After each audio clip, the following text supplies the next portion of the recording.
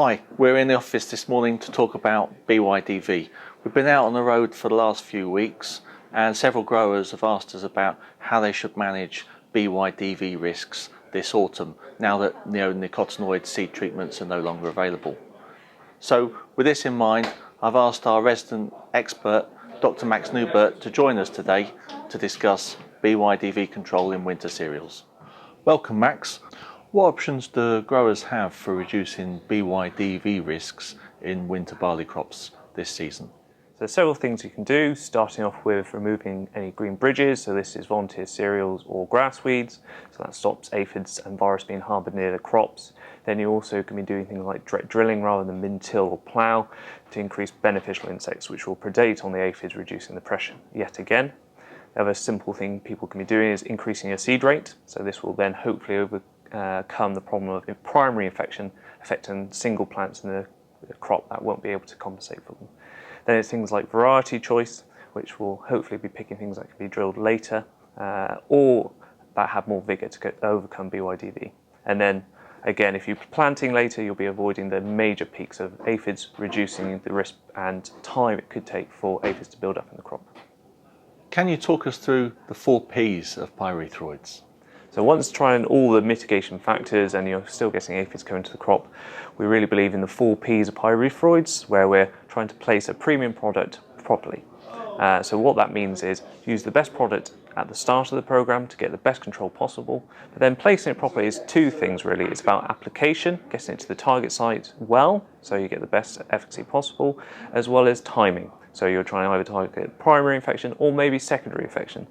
And in mind with that, this year what we're doing is bringing an app to market through iOS and Android devices, which is BYDV Assist, and that will help you with your timing of the secondary spread of the aphid populations.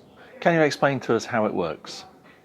The BYDV Assist app works by working out the 170 degree temperature for your area, alerting you to when that would cause a secondary spread of aphids, which is the most damaging.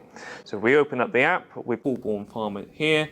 I drilled it on the 4th and it came up on the 11th. So if we have a look at how the app has calculated that for this area, we can see that our secondary spread actually occurred on the 31st of October. So we can have a little tap there, it will give us the information about that. So that's when we would do our application to try and take care of it. We can also have a look at the spray guide, which would give us information if the windows for application are good or not for that time. If we go back to the analysis, we can also look on the next page. It didn't happen again until the 2nd of December, so we probably only needed 1 application to take control of the BYDV spreading aphids. What product should growers use? We recommend using Hallmark Xeon this autumn because of its high potency as well as built-in UV protection from the titanium dioxide in the formulation. Do you have any advice on best application practice? So for getting the most out of Hallmark this autumn, make sure you've got your boom 50 centimetres above the crop, you're going about 10 to 12 kilometres an hour, and you're using something like a 3D nozzle at about 150 litres a hectare.